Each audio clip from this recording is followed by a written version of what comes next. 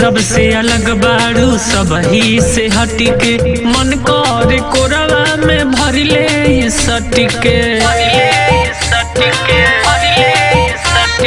सबसे अलग बारू सबही से हटिके, मन करे कोरवा में भरिले सटिके।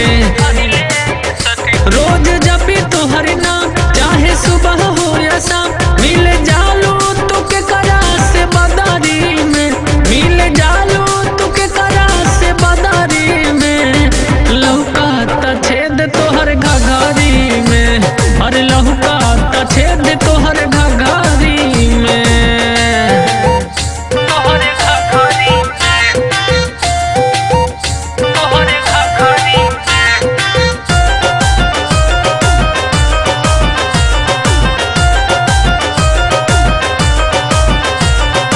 एक ही चीजुइया पे करेलू गुरूर हो, कहाँ कहाँ जाई के उड़ावेलू तू धूर हो।